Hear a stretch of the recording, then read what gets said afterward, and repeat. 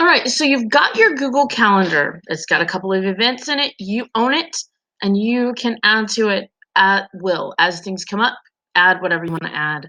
The next great step is to embed this calendar in your Google site. So you want your calendar open. Sure, you've got it like you want it. You're going to go up here and you're going to get to your site. That may be in Drive. That may also be down here in Google Sites. So we're going to go in and over here to the new Google Sites, because that's everything that we're using nowadays. Then we're going to find a site that doesn't already have a calendar in it. So let's go to Alta Vista's site, since that's who's interested in doing this at the moment. And you'll open your site. As you do that and you start working with, over here, when it pops up, you're going to have all kinds of inserting options. That's the first big thing that you can do. And you'll notice about halfway, a little more than halfway down, is a spot to insert or to do what they call a Google embed of your calendar. So I'm going to scroll down to the bottom of the page so I don't mess up anything that I already have. And I'm going to click on the calendar to embed. Now I'm going to go find the one that I want to embed. I don't need the knowledgeable calendar. I don't need this one. I'm looking for this demo that I've been playing with. I'm going to select it. Down here at the bottom, it'll say one selected. I'll hit insert.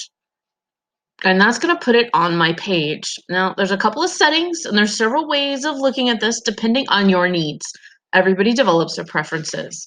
The default is that it comes up in this agenda view, and it'll show you right now, the next week or two. If that doesn't suit you, you're going to go up here to the gear. And even if it does suit you, go up here to the gear and notice your possibilities. You can have it show the title, which is usually helpful. It can show the date if you want it to or not. When you turn that off, you can see what that looks like. You can show navigation buttons that'll let somebody scroll through your calendar forward and backwards, which are kind of nice. That's these arrows right up here. It'll show the time zone if that's an issue for you, and it'll show the selection that you've made. Now, view mode is where you've got your biggest set of choices. This is up to you. I like to look at a calendar by the month, so I put it in as month view, as I'll show you. You can also do it by the week and see what that looks like. It's got the time and the grid and the days of the week.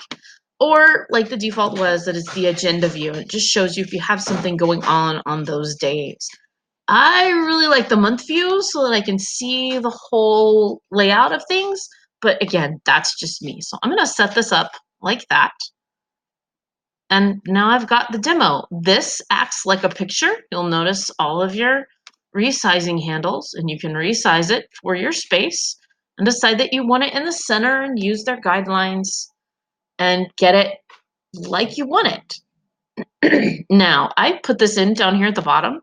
Maybe you don't want it at the bottom. So you can take this little piece over here and just scroll up until you get this where you want it. Do you want it up in the title? Do you want it to be everywhere you see this blue line back behind this box that I'm moving around? That's its intended destination.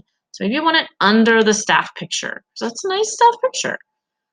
And so here's where the calendar is temporarily. Remember, you can go up here to the eyeball and preview it and see what it's going to look like full screen. Here's the school, here's the picture, here's the calendar. If you've got other announcements or things you want to highlight, you can obviously put in text boxes and highlight things and move them around, but that's your calendar.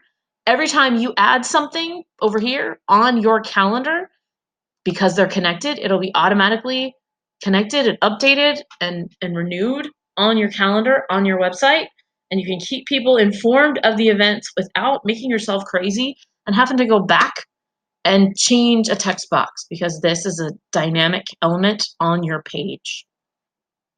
Other examples look like this. I can show you Lamar Middle School's page, if I can get back to it, where the calendar is embedded.